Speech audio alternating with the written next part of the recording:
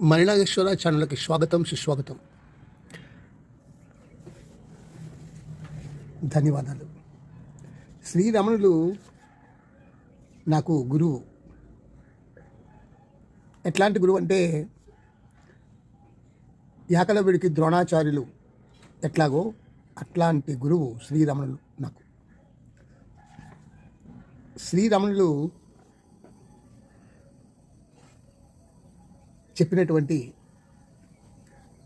మౌనసిద్ధి, ఈ మౌనసిద్ధి కలిగినప్పుడు ఆటోమేటిక్గా దేహాత్మ భ్రాంతి వదులుతుంది.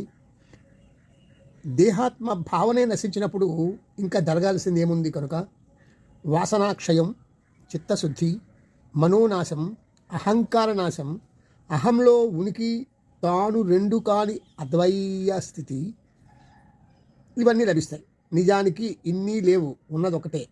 అది తానుగా ఉనికి శరీరంలోనే నుండి కూడా నేను అన్న స్పృహ అందే ఉంటూ శరీర స్పృహ త్యజించగలగటమే అంతిమ లక్ష్య సిద్ధి కలిగించడానికి గుర్తు. ఈ మౌనం వలన మనకి, ఈ మౌన సిద్ధి వలన మనకి మోక్షం అంటే నీవు ఆత్మస్వరూపుడు అని గుర్తించవచ్చు.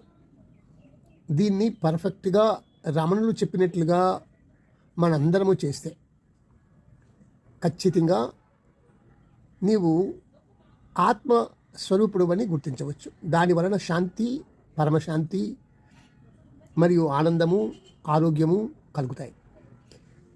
నేను ఇది పాటిస్తూ ఉన్నాను.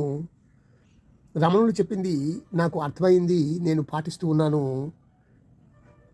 మీరందరూ పాటించి దీన్ని అవలంబించి దీన్ని అనుసరించి ప్రాక్టీస్ చేస్తే మీరంతా కూడా మనశ్శాంతితో ఉంటారనే ఆశతో, అభిలాషతో ఇది చెప్తూ ఉన్నాను.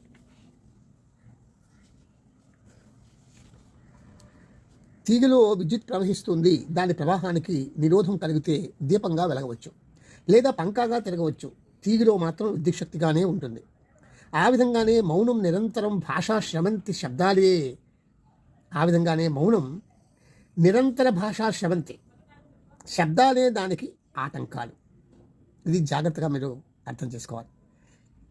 మౌనాన్ని నిరంతరం భాషా శ్రవంతి అవడము, మౌనమే నిరంతరంగా పలుకుతూ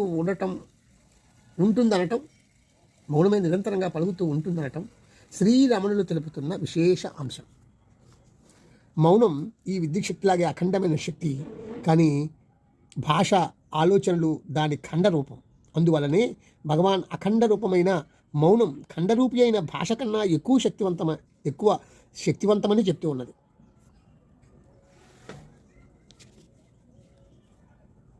ఇంకొక విషయం, ఏ మార్గాన్ని అనుసరించినా అంతిమ లక్ష్యమైన ఆత్మసిద్ధిని పొందటం ఖాయం. కానీ ఆయా మార్గాలు బహుశ్రమను కలిగిస్తాయి. ఒక్కొక్కప్పుడు లక్ష్యం మీద అవిశ్వాసాన్ని కలిగించవచ్చు. ఈ ప్రమాదం నుంచి తప్పించడానికే భగవాన్ రమణులు ఏ మార్గాన్ని కాదనలేదు, కానీ అత్యంత రుజుమార్గంగా, సూటి అయిన సరళమైన మార్గంగా ఈ మౌనాన్ని మనకి చూపారు. కోహం, మౌనం అన్న రెండూ ఒక్కటే అన్నారు శ్రీరమణులు. కోహం అంటే నేనెవరు అన్న విచారణ మార్గము కదా. మరి మౌనం అన్న పేరు కొత్తగా ఎక్కడి నుంచి వచ్చింది అని అడగవచ్చు మీరు. కోహం, మౌనం అన్న రెండూ ఒక్కటే. కోహం నాలుగుతోనో మనసుతోనో చేసే జపం కాకూడదు. అందువల్ల జపభ్రాంతిని పోగొట్టడం కోసం మౌనం అని అనాల్సి వస్తున్నది. జ్ఞానం మొదటిది, అహంకారం దాని నుంచి వచ్చింది, ఆలోచన దాని నుంచి కలిగింది, వాక్కు చివరగా ఏర్పడేది. ఇది జాగ్రత్తగా పట్టుకోండి. అట్టడుగుదైన వాకుకే అంత ప్రభావం ఉంటే మౌనం ద్వారా జరిగే ప్రబోధానికి ఎంత శక్తి ఉంటుందో ఆలోచించు అంటారు భగవాన్ రమణులు. జ్ఞానం ముత్తాత అయితే అహంకారము తాత, ఆలోచన తండ్రి, వాక్కు కుమారుడైనప్పుడు జ్ఞానం గొప్పదా, వాక్కు గొప్పదా అని ఒక సందర్భంలో చమత్కరించారు శ్రీరమణులు. మౌనమునకు జ్ఞానమునకు భేదము లేదు. మౌనానికి ఆత్మ అన్నది జ్ఞానం, జ్ఞానానికి ఆత్మ మౌనం అన్నది. ఈ జ్ఞానం అన్నది జ్ఞాన అజ్ఞానములన్న ద్వంద్వాలకు అతీతమైన కేవల జ్ఞానం. అది తప్ప మరొకటి లేనిది, కానిది అని చెబుతూ శ్రీరమణులు మార్గం బహు సులభము, సరళము, సూటి అయినది ఈ మౌన సిద్ధి. మళ్ళీ ఒకసారి నేను చెప్తున్నా, మౌన సిద్ధి కలిగినప్పుడు ఆటోమేటిక్గా దేహాత్మ భ్రాంతి వదులుతుంది. దేహాత్మ భావనే నశించినప్పుడు ఇంకా జరగాల్సింది ఏముంది? వాసన క్షయం పోతుంది, చిత్తశుద్ధి, మనోనాశం, అహంకార నాశం, అహంలో ఉనికి తాను రెండు కాని అద్వయ స్థితి ఇవన్నీ లభిస్తాయి. నిజానికి నీ లేవు, ఉన్నది ఒక్కటే, అది తానుగా ఉనికి శరీరంలో నేనుండి కూడా నేను అన్న స్పృహందే ఉంటూ శరీర స్పృహ త్యజించగలగటమే అంతిమ లక్ష్య సిద్ధి కలిగించడానికి గుర్తు. ఇది సూటి అయిన మార్గమని వారు ఘంటాపదంగా మౌనాల గురించి తెలుపుతున్నారు. అసలైన మౌనం ముందర భాష ఎంత స్వల్ప శక్తి కలిగి ఉన్నదో తెలుపుతున్నారు. జ్ఞానానికి మౌనానికి ఉన్న సంబంధాన్ని తేటతెల్లముగా చెబుతున్నారు. మౌనస్థితి నుంచి వాక్కు అన్న చివరి మెట్టుకి జారి పడిపోయినప్పటికీ చివరిదే మొదటిదానికన్నా ఘనమైనదనో శక్తివంతమైనదనో సాధారణ క్షణం భావించడం మాయలోని ఒక భాగమే కదా అన్నారు. ప్రజ్ఞ మూలాధారంలో పనిచేస్తూ ఉన్నప్పుడు అది పరావాక్కు, జాగ్రత్త స్వప్న సుషుప్తి అవస్థలకు అతీతమైన తురియ స్థితి ఇది అన్నారు. చూడండి ఎంత గొప్పదో మౌన స్థితి. మూలంలోనే ఈ పరావాక్యే పశ్యంతి మధ్యమ అన్న స్థితులు దాటి చివరి స్థితిలోని వైఖరి వాక్కుగా రూపొందుతున్నది. నోటితో ఉచ్చరించబడేదే వైఖరి వాక్కు. మనమందరం వ్యవహరించేది ఈ వైఖరి వాక్కుతోనే. దీనికి కాస్త ముందున్న స్థితి లేక భావాలు మధ్యమ వాక్కు. ఏదైనా విషయాన్ని గురించిన మొదటి సంకల్పము పశ్యంతి వాక్కు. పరావాక్కు అనగా ఏ సంకల్పములు లేని స్వచ్ఛమైన నేను అను ప్రజ్ఞ.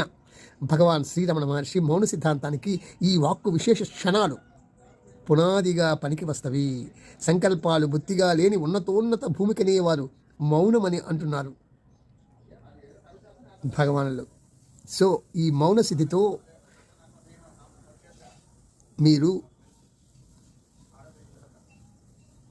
మీరు ఆత్మస్వరూపులని గుర్తించి మనోశాంతిని పొందగలరు. ఇది చాలా సరళమైన మార్గం.